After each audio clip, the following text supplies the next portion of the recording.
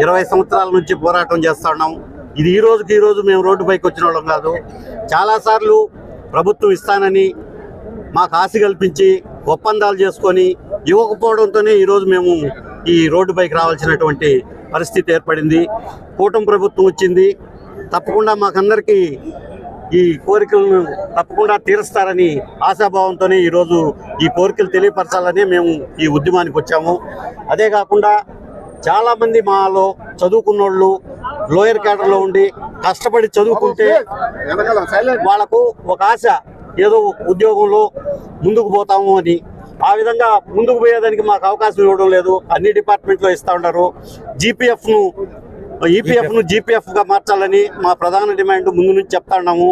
అది గవర్నమెంట్లో అయితే ఆల్రెడీ 99 నుంచి 2004 వరకు ఉండేటటువంటి ఈపీఎఫ్ హోల్డర్స్ అందరినీ జీపీఎఫ్ కన్వర్ట్ చేశారు. మేము అడిగితే మీకు అది వర్తించదు అంటూ ఉన్నారు.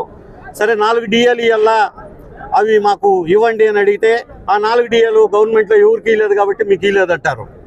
ఈ సమస్య కాడికి వచ్చేటప్పటికేమో మీకు ఇవ్వమంటారు. ఈ సమస్య అడిగితే మీకు 4 డిఏలు ఇచ్చేదానికి లేదంటారు, మీరు గవర్నమెంట్తో పాటు ఉంటారని. కాబట్టి ఇలాంటి తారతమ్యాలన్నీ ఉన్నాయి.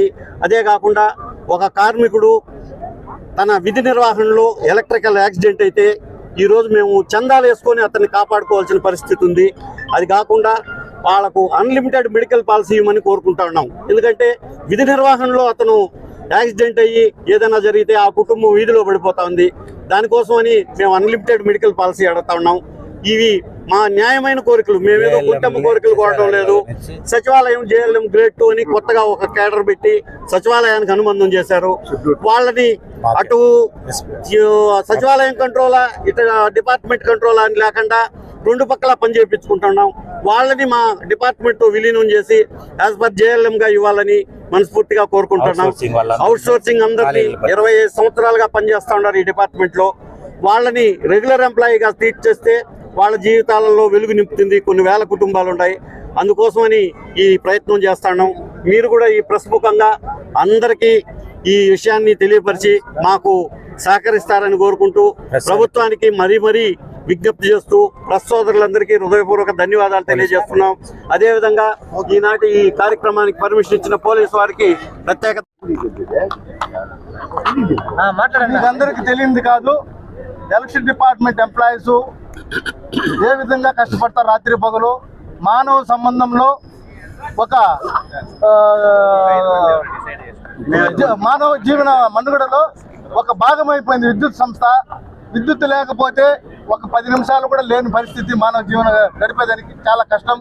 అలాంటి క్లిష్టమైన శ్రేష్టమైన డిపార్ట్మెంట్లో పనిచేస్తున్నందుకు మేమంతా గర్విస్తున్నాము. అదేవిధంగా మేము రాత్రి పగలు పనిచేస్తున్నా మాకు దశాబ్దాలుగా ఉన్న మా డిమాండ్స్ ఏమున్నాయో అది ఒకటి కూడా నెరవేరడం లేదు. ప్రధానంగా మాది 32 సమస్యలు ఉన్నప్పటికీ కూడా ప్రధానంగా మేము చెప్పుకోదగ్గది మెయిన్ కారణం ఏమంటే దశాబ్దాలుగా 30 సంవత్సరాలుగా ఎలక్ట్రికల్ డిపార్ట్మెంట్లో కాంట్రాక్ట్ ఎంప్లాయీస్గా విద్యార్హత కలిగి ఉన్న వారిని రెగ్యులర్ చేయమని అంటున్నాము.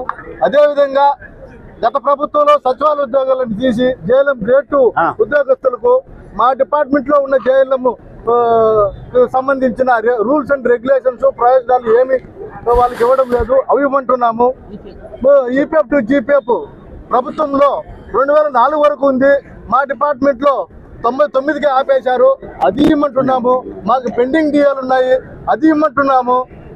మా డిపార్ట్మెంట్లో చాలా మంది కష్టపడి చదివి ఎంతో ఉద్యోగాలు ఉద్యోగార్హత పదోన్నతి కలిగిన చదువుకున్నా కానీ ఇంతవరకు కూడా 30 సంవత్సరాలుగా కూడా వాళ్ళకి కన్వర్షన్ అనేది ఇవ్వకుండా ఏ కేడర్కి ఆ కేడర్ అట్లే పెట్టేస్తున్నారు. క్షేత్ర స్థాయిలో వేల కొద్ది ఖాళీలు ఉన్నాయి. దాన్ని వెంటనే భర్తీ చేసి మా ఒక ఉద్యోగి చేయాల్సిన పని నలుగురు చేయాల్సిన పనిని ఒక మనిషితో చేసుకొని చాలా ఇబ్బందులు పడుతున్నాము. ఆ విధంగా ఈ ప్రభుత్వం వచ్చిన మా కూటమి ప్రభుత్వం వచ్చిన వేళ విశేషం మాకంతా ఆనందదాయకమైంది.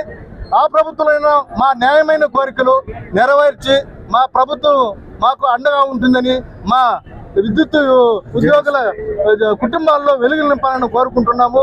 ఈ కార్యక్రమానికి సహకరించిన పోలీసు వారికి ప్రత్యేకమైన అభినందనలు తెలుపుకుంటూ విరమించుకుంటున్నాను. కార్యక్రమంగా మా యొక్క మెమోరాండం ని కలెక్టర్ గారికి అందజేయడానికి వచ్చాము.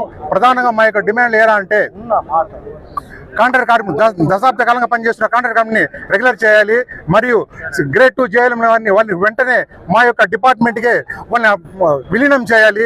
ఎందుకురా అంటే వాళ్ళని సచివాలయంలో వాళ్ళు పోయి అక్కడ వెళ్ళి తమ్ము వేస్తూ మా డిపార్ట్మెంట్లో వర్క్ చేస్తూ వాళ్ళు 2 రకాల ఇబ్బంది పడుతున్నారు. సో వాళ్ళని మా డిపార్ట్మెంట్ సొంతంగా విలీనం చేయాలి. తర్వాత ఈ యొక్క విద్యుత్ ఉద్యోగుల్లో ఉన్నటువంటి చదువుకున్నటువంటి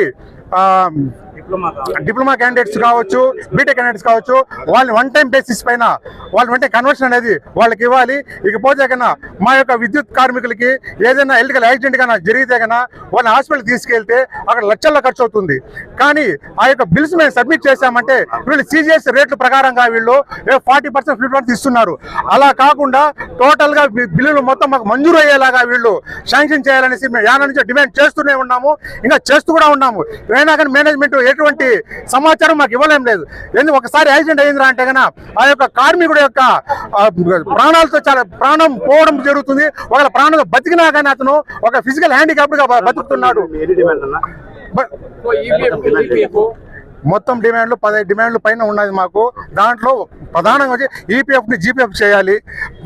మెయిన్ గా వచ్చిందను క్షేత్రస్థాయిలో ఖాళీలుగా ఉన్న పోస్టులు కూడా మొత్తం భర్తీ చేయాలి.